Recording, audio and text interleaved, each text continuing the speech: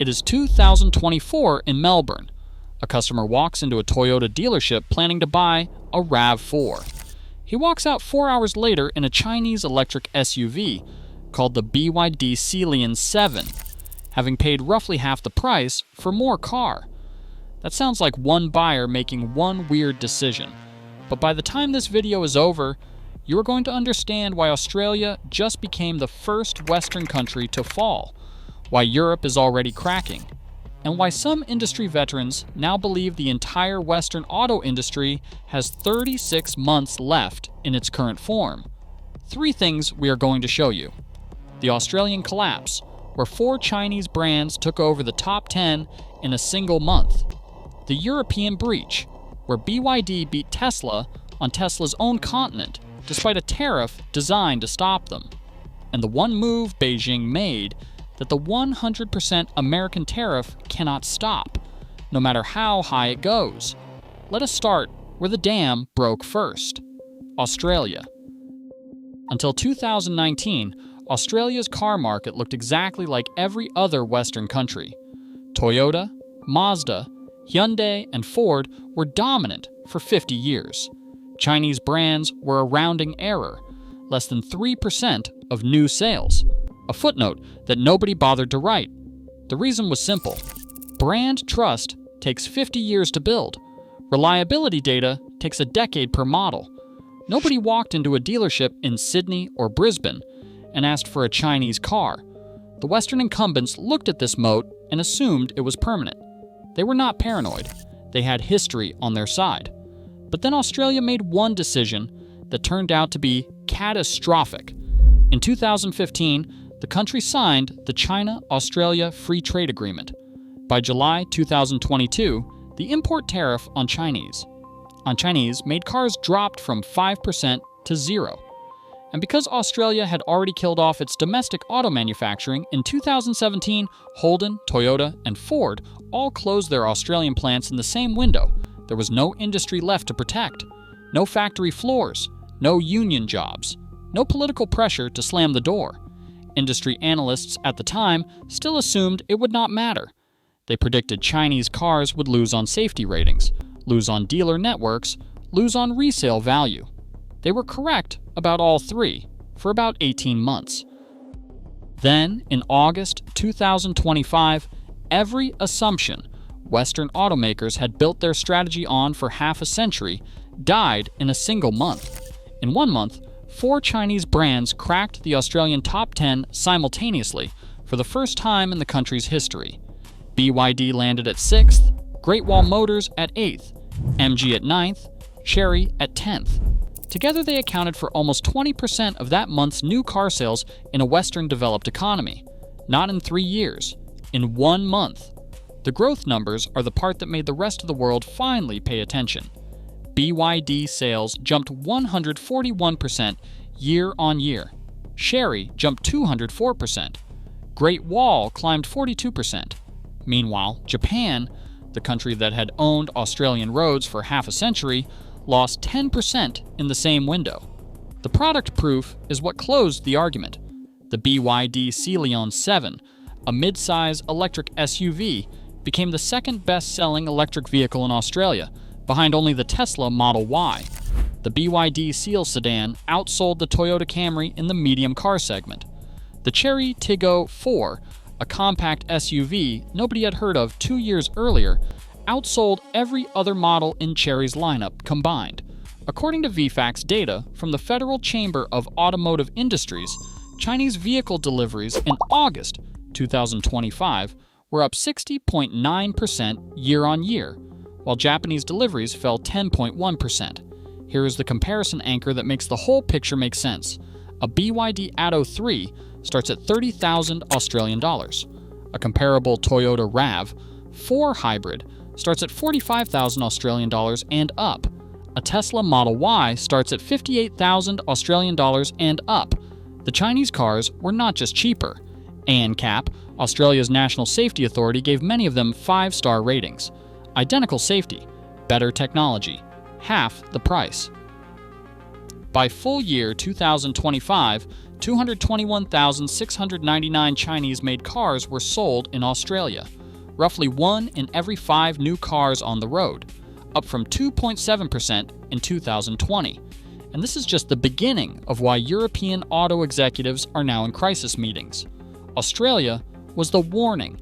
Europe is where Beijing tested whether the same playbook works against tariffs designed specifically to stop it. What happened in Europe is the part that broke decades of assumptions about how trade barriers actually work. In October 2024, the European Union did exactly what Australia had not. It looked at what was coming and slammed the door. After a year-long anti-subsidy investigation, the European Commission imposed countervailing duties of up to 35.3% on Chinese-built electric vehicles, on top of the standard 10% import duty. BYD got hit with 17%, Geely with 18.8%. SAIC's MG brand took the maximum, 35.3%. Total effective tariff on some MG models was 45.3%. Industry analysts predicted Chinese growth in Europe would stall for years. European automakers would finally have breathing room to catch up. 6 months later, that prediction collapsed. In May 2025, BYD outsold Tesla in pure electric vehicle registrations across Europe for the first time in history. 7,231 BYD vehicles versus 7,165 Teslas. Then in July, BYD was up 225% year-on-year, and Tesla was down 40%. In August, BYD tripled, and Tesla dropped another 36.6%. In September, BYD was up 272%. By the third quarter, according to data tracked by JATO and ACEA, BYD had outsold Tesla globally in pure electric vehicles for 4 consecutive quarters, leading by roughly 388,000 vehicles. Here's the comparison anchor. A BYD Dolphin Surf starts at 18,650 pounds in the United Kingdom. A Tesla Model 3 starts at around 39,000 pounds. The 27% combined tariff did not matter. BYD absorbed part of it, kept the price under half of Tesla's, and the European consumer voted with their wallets. But the killer move was happening in parallel. While the EU was raising tariffs, BYD was building a $4.6 billion factory in Szeged, Hungary. Capacity is 300,000 cars per year. Once that plant goes fully online, the tariffs become irrelevant. The cars are made in Europe. Chery is already producing vehicles in Barcelona through a joint venture. The German Economic Institute reports German auto exports to China have collapsed from roughly 30 billion euros in 2022 to under 14 billion euros in 2025, more than cut in half. One European auto industry veteran told RFERL the consequence is not just lost market share, it is loss of industrial self-sufficiency and know-how, leading to huge security risks. That is remarkable enough on its own. But when you combine what happened in Australia with what happened in Europe, something happens that changes the equation for every Western country on the planet. Because the real reason every Detroit executive is in crisis meetings right now, that is not BYD's Australian sales or its European breach. It's the move Beijing made next. The one that means Washington's 100% tariff might already be too late. In May 2024, the Biden administration quadrupled the Section 301 tariff on Chinese electric vehicles, from 25% to a full 100%. President Trump kept it when he returned to office. In April 2025, he added a 25% Section 232 national security tariff on all imported vehicles and parts. The current combined effective tariff on a Chinese electric vehicle entering the United States is roughly 127.5%, doubling the price before it ever touches the showroom floor. The wall did not stop there. In January 2025, the Commerce Department finalized a connected vehicle rule that bans any car using Chinese-linked software or hardware from being sold in America at all.